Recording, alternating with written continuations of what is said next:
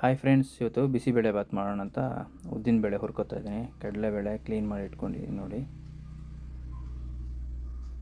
ಅದನ್ನು ಸಹ ಹುರ್ಕೋತಾ ಇದ್ದೀನಿ. ಮೆಂತ್ಯ ಹಾಕ್ತೀವಿ, ನಾವು ಆರ್ಗ್ಯಾನಿಕ್ ಸೀಡ್ಸೇ ತಂದು ಹಾಕೋದು. ಮೆಂತ್ಯ ತುಂಬ ಚೆನ್ನಾಗಿದೆ ನೋಡಿ. ಅದು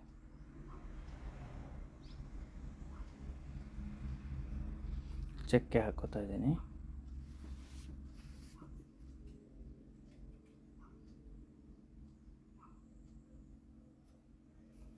ಜೀರಿಗೆನೂ ಸಹ ನಾವು ಆರ್ಗ್ಯಾನಿಕ್ಕೇ ಹಾಕ್ತೀವಿ ನೋಡಿ, ತುಂಬ ಚೆನ್ನಾಗಿದೆ. ಇದು ಘಮ ತುಂಬ ಚೆನ್ನಾಗಿ ಬರುತ್ತೆ. ಲವಂಗನೂ ಅಷ್ಟೇ, ಇಲ್ಲಿ ಲೋಕಲ್ ಬೆಳೆದಿದ್ದು ಹಾಕಿರ್ತೀವಿ.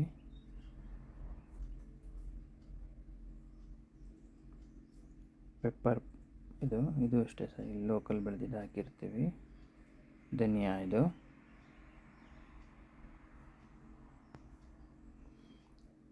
ನೀಟಾಗಿ ಅದಷ್ಟನ್ನು ಹುರ್ಕೋತೀವಿ ನಾವು.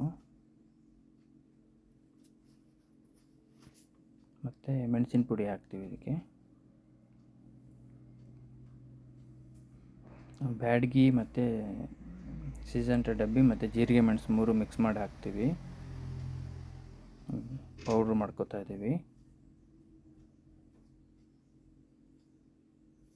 ರೆಡಿ ಆಯಿತು ನೋಡಿ ಬಿಸಿಬೇಳೆ ಬಾತು. ತುಂಬ ಘಮ ಬರ್ತಾಯಿದೆ. ಇದು 100 ಗ್ರಾಮು, 1/4 kg ಮತ್ತು 1 kg ಪ್ಯಾಕೆಟ್ ಲಭ್ಯ ಇರುತ್ತೆ ನಮ್ಮ ಹತ್ರ.